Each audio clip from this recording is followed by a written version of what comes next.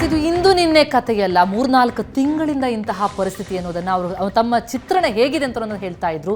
ಬೆಂಗಳೂರಿನ ಹಲವು ಕಡೆಗಳಲ್ಲಿ ಇಂತಹ ಸಮಸ್ಯೆ ಕಾಡ್ತಾ ಇದೆ. ಆದ್ರೆ ಈ ಮಧ್ಯೆ ಬೆಂಗಳೂರಿಗರು ಮತ್ತಷ್ಟು ಎಚ್ಚರಿಕೆಯನ್ನು ವಹಿಸಬೇಕಾದಂತಹ ಸುದ್ದಿ ಇಲ್ಲಿದೆ. ನಾಳಿನ ಮಟ್ಟಿಗಂತೂ ಎಲ್ಲರೂ ಎಚ್ಚರಿಕೆ ವಹಿಸಿ, ಯಾಕಂದ್ರೆ ಸಿಲಿಕಾನ್ ಸಿಟಿಗೆ ಕಾವೇರಿಯ ಜಲಾಘಾತ ನಾಳೆ ಮತ್ತು ನಾಡಿದ್ದು.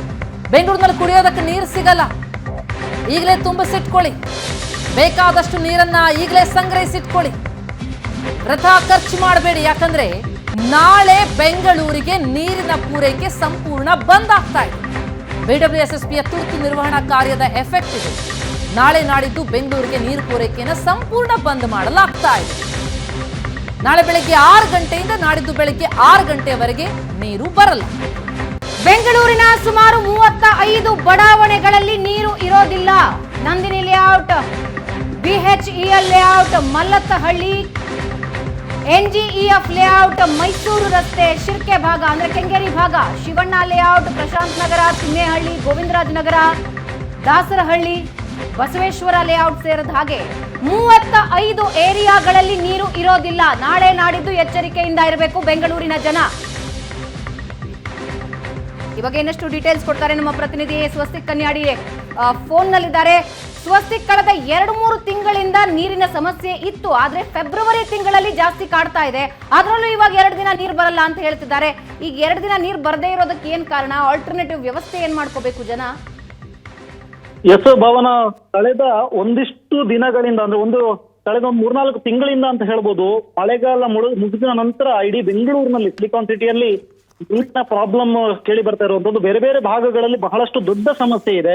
ಇದರಡಿಯಲ್ಲಿ ನಾಳೆ 27ನೇ ತಾರೀಕು ಮತ್ತು 28ನೇ ತಾರೀಕು 2 ದಿನಗಳ ಕಾಲ ಸಂಪೂರ್ಣವಾಗಿ ನೀರನ್ನು ಸ್ಥಗಿತಗೊಳಿಸ್ತಾ ಇದ್ದಾರೆ. ಬಿಡಬ್ಲ್ಯೂಎಸ್ಎಸ್ಬಿನ ನೀರಿನ ಬಲ್ಕ್ ಫ್ಲೋ ಮೀಟರ್ ಗಳನ್ನು ಅಳವಡಿಸುವ ಸಲುವಾಗಿ ಅಂತ ಹೇಳ್ತಾ ಇದ್ದಾರೆ. ಇದು ಯಾಕೋ ಒಂದು ಕಡೆ ಬೆಂಗಳೂರಿನಲ್ಲಿ ನೀರಿಲ್ಲದ ಸಮಸ್ಯೆಯಲ್ಲಿರುವಂತಹ ಜನರ ಮೇಲೆ, ಗಾಯದ ಮೇಲೆ ಬರೆ ಎಳೆದಂತಹ ಒಂದು ಸ್ಥಿತಿ ಸದ್ಯಕ್ಕೆ ನಿರ್ಮಾಣವಾಗಿರುವಂತದ್ದು. ಒಂದು ಕಡೆಯಲ್ಲಿ ಜನರಿಗೆ ನೀರೇ ಇಲ್ಲ. ಇದರಡಿಯಲ್ಲಿ ಬಿಡಬ್ಲ್ಯೂಎಸ್ಎಸ್ಬಿ ನಾವು 1 ದಿನಗಳ ಕಾಲ ಅಂದ್ರೆ 27ರ ಬೆಳಗ್ಗೆ 6 ಗಂಟೆಯಿಂದ 28ರ ಬೆಳಗ್ಗೆ 6 ಗಂಟೆವರೆಗೂ ಕೂಡ ನೀರನ್ನ ಸಂಪೂರ್ಣವಾಗಿ ಸ್ಥಗಿತಗೊಳಿಸ್ತೀವಿ ಅಂತ ಹೇಳಿದ್ರು. ಯಾವೆಲ್ಲ ಏರಿಯಾಗಳಲ್ಲಿ ಅಂತ ನೋಡ್ತಾ ಹೋದ್ರೆ 35 ಏರಿಯಾಗಳಲ್ಲಿ ಸುಮಾರು ನಂದಿನಿ ಲೇಔಟ್ ಆಗಿರ್ಬೋದು, ಬಿಎಚ್ಇಎಲ್ ಲೇಔಟ್ ಆಗಿರ್ಬೋದು, ಮಲ್ಲತ್ತಹಳ್ಳಿ ಆಗಿರ್ಬೋದು, ಎನ್ಜಿಎಫ್ ಲೇಔಟ್, ಮೈಸೂರು ರಸ್ತೆ, ಶಿರ್ಕೆ, ಶಿವಣ್ಣ ಲೇಔಟ್, ಪ್ರಶಾಂತ್ ನಗರ, ತಿಮ್ಮೇನಹಳ್ಳಿ, ಗೋವಿಂದರಾಜ ನಗರ, ಹೀಗೆ ಬೇರೆ ಬೇರೆ ಏರಿಯಾಗಳಲ್ಲಿ. ಅದರಲ್ಲಿ ಮುಖ್ಯವಾಗಿ ನಾವು ಗಮನಿಸಬೇಕಾಗಿದೆ ಏನು ಅಂತ ಹೇಳಿದ್ರೆ ಮೈಸೂರು ರಸ್ತೆ ಆಗಿರ್ಬೋದು ಅಥವಾ ಅದಕ್ಕಿಂತ ಸುತ್ತಮುತ್ತಲಿನ ಒಂದಿಷ್ಟು ಏರಿಯಾಗಳಾಗಿರ್ಬೋದು, ಬಹಳಷ್ಟು ನೀರಿನ ಸಮಸ್ಯೆಗಳನ್ನ ಎದುರಿಸ್ತಿರುವಂತಹ ಏರಿಯಾಗಳಲ್ಲಿ ನೀರೇ ಬರ್ತಾ ಇಲ್ಲ. ಜನ ಬರ್ತಿರುವಂತ 1-2 ದಿನಗಳಲ್ಲಿ ಬರ್ತಿರುವಂತ ನೀರನ್ನೇ ಡಿಪೆಂಡ್ ಆಗಿರುವಂತ ಸ್ಥಿತಿಯಲ್ಲಿ ಇದ್ದಾರೆ. ಇಂತಹ ಸಂದರ್ಭಗಳಲ್ಲಿ ಸಂಪೂರ್ಣವಾಗಿ 24 ಗಂಟೆ ನೀರನ್ನ ನಿಲ್ಲಿಸ್ತಾರೆ ಅಂತ ಹೇಳಿದ್ರೆ ಅಲ್ಲಿ 1-2 ಗಂಟೆ ಬರುವಂತ ನೀರು ಕೂಡ ಸಂಪೂರ್ಣವಾಗಿ ಸ್ಥಗಿತಗೊಳ್ತಾ ಇದ್ದು ಜನರು ಇವತ್ತಿನಿಂದಲೇ ಅದಕ್ಕೆ ಬಹಳಷ್ಟು ತಯಾರಿಯನ್ನು ನಡೆಸ್ಕೋತಾ ಇದ್ದಾರೆ. ಬಟ್ ವಿಷಯ ಗೊತ್ತಿಲ್ಲದಂತ ಜನ, ನಾಳೆ ನೀರು ಬರುತ್ತೆ ಅನ್ನುವಂತ ವೇಟಿಂಗ್ ಮಾಡ್ತಿರುವಂತ ಜನರ ಸ್ಥಿತಿ ಏನು ಅನ್ನುವಂತ ಸದ್ಯಕ್ಕೆ ಕ್ವಶನ್ ಮಾರ್ಕ್. ಆದ್ರೆ ಈಗ ಸದ್ಯಕ್ಕೆ ಈ ಒಂದು ಬಲ್ಕ್ ಫ್ಲೋ ಮೀಟರ್ ಗಳನ್ನು ಅಳವಡಿಸೋದಕ್ಕೆ ಈ ಟೈಮೇ ಬೇಕಾಗಿತ್ತಾ ಅನ್ನುವಂಥದ್ದು ಸದ್ಯಕ್ಕೆ ಅಧಿಕಾರಿಗಳಿಗೆ ಕ್ವಶನ್ ಮಾರ್ಕ್ ಆಗಿರುವಂತದ್ದು. Thank you so much Swastik ತಮ್ಮೆಲ್ಲ ಮಾಹಿತಿಗೆ. ನಿಜಕ್ಕೂ ಸ್ವಸ್ತಿಕ್ ಹೇಳಿದಂತೆ ಇದೇ ಸಮಯ ಬೇಕಿತ್ತ ಅಂತ ಸಹಜವಾಗಿ ಜನರಿಗೆ ಅನ್ಸುತ್ತೆ. ಯಾಕಂದ್ರೆ ಮೊದಲೇ ಸಮಸ್ಯೆ ಇದೆ, ಗಲ್ಲಿಗಳಲ್ಲಿ ನೀರಿಲ್ಲದೆ ಕೊಡ ಹಿಡ್ಕೊಂಡು ಓಡಾಡ್ತಾ ಇದ್ದಾರೆ. ಅಂಥದ್ರಲ್ಲಿ ಬರ್ತಾ ಇರೋ ನೀರಿಗೂ ಕೂಡ ಈ ರೀತಿಯಾದಂತ ಬ್ರೇಕ್ ಹಾಕಲಾಗುತ್ತೆ. 24 ಗಂಟೆ ಆಗತ್ತೆ ಪ್ರತಿಮಾ. ಏನಂದ್ರೆ ನೀರ್ ಯಾವಾಗ ಕೊರತೆ ಇರುತ್ತೆ ಆಗ ಇಂಥ ಕೆಲಸಗಳು ಶುರು ಆಗತ್ತೆ.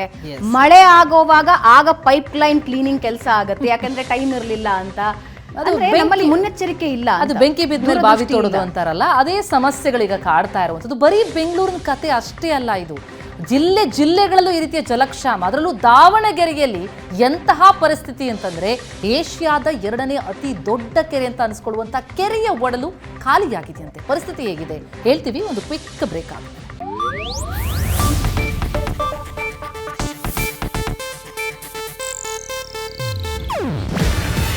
ಇದು ಏಷ್ಯಾನೆಟ್ ನ್ಯೂಸ್ ನೆಟ್ವರ್ಕ್ ಪ್ರಸ್ತುತಿ. ನೀವು ನೋಡ್ತಿದ್ದೀರಾ ಏಷ್ಯಾನೆಟ್ ಸುವರ್ಣ ನ್ಯೂಸ್.